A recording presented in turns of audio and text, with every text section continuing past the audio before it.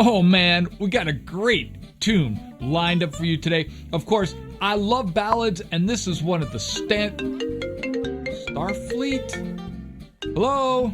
Hello, Bruce. This is the Reharmonization Cruise 1 Starfleet Shuttle Coaster calling. Commanders wanted to get a handle on the score for Body and Soul. Body and Soul? That's correct, the score for Body and Soul. Have you appropriately calculated the changes and synchronized those to the documented melody? Yes. Good. We would like this performed in each of the star's moons by 025100 hours. What? It should go without saying, you will need to prove the appropriate voice mappings as well. Cruiser 1 out. Great. And we're going to get a wonderful look at this classic jazz ballad, Body and Soul. Now, check out how you can get more videos like this one. Just navigate to Bruce Grigori Video on Demand. When you get to the site, you can browse videos in a wide variety of categories. Each video covers a different topic and has bonus content and supporting documentation. There's even a free trial option. Don't forget to use your promo code to get a discount off your first purchase. And the link for that promo code is in the description down below. Now, if you dig the video, throw it a like, hit the subscribe button, and don't forget to hit the bell notification because that's going to let you know every time I upload a new video. Of course, the channel releases new videos on every Tuesday and every Friday. So let's get started.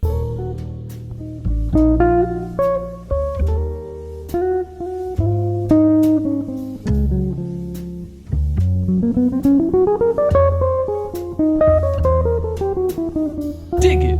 Body and Soul. Man, this is just one classic, if not the classic, jazz standard. And of course, a ballad to boot. Now, ballads are really fun to play, as Jimmy Bruno says, every once in a while. But really, they are a really great thing to learn how to play because it's a different skill. You're not really blazing all over the fingerboard. You really have to think about your sense of space. And of course, it's a great way to get our arms around chords and chord voicings and playing some substitute changes, as Joe Pass would say. But all of that reharmonization and all of that concept is really embedded in this lesson. And I'm going to go over as much of it as I can. Now, there are a million different ways, really, you can reharmonize a tune. And of course, the way I approach it really is the melody note. I kind of look at the melody note and think about what chord makes sense in reference to the chord I'm going to. There are many different ways we can think about that. Of course, Joe Pass really thought of the dominant approach, which is really thinking of the fifth of the chord you're playing and kind of using that as a basis in terms of harmonizing that melody. But let's give a listen to the Body and Soul melody, which is a great one to get a reference point.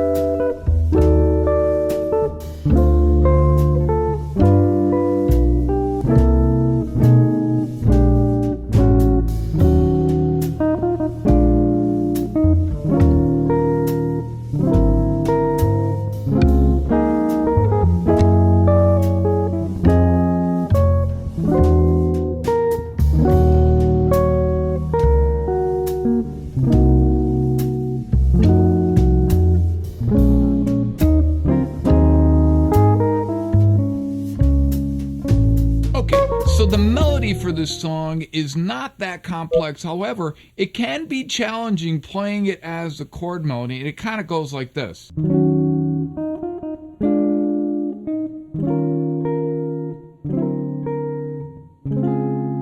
And I use that chromaticism to kind of walk it down using a D sharp 9 or D7 sharp 9, really to kind of get that melody note, that B flat. And then the next part is...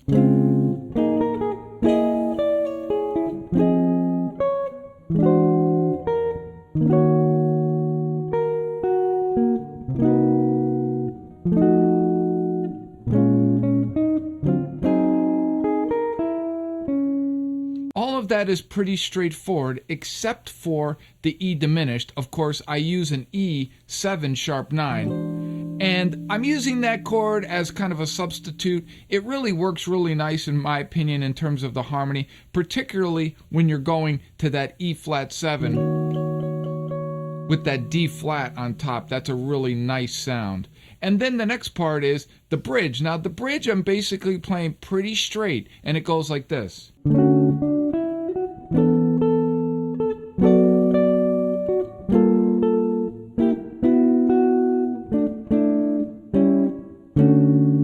In the next section, I'm harmonizing it this way.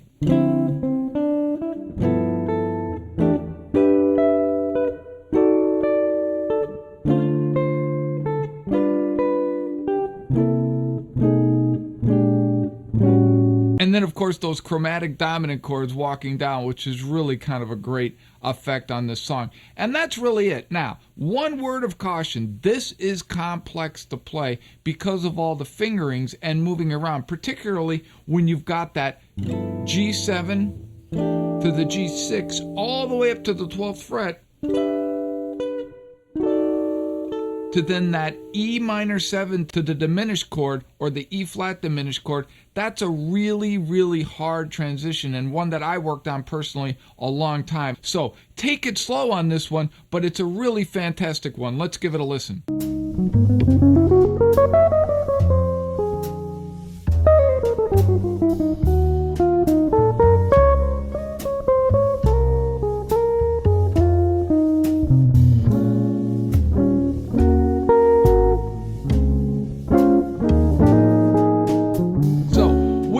Of this, I'm trying to combine all the skills and not separate so much the melody with the harmony and solo strategies. I'm putting it all together because really when we think of this piece, as you start to deconstruct it and thinking about how to get your arms around approaching a piece like this, you have to really start with the melody and then think about harmonizing the tune around that melody. And that's the basis of soloing. Now, the advantage we have here is it's a ballad. We don't have to blow crazy lines over all these changes. There's no way you're going to be able to blow lines all over those chromatic changes and make it coherent. But because this is a ballad, we can use a lot of chord voicings, we can use a lot of substitute changes, and really get our arms around how to make all of that work cohesively. Let's give it a shout.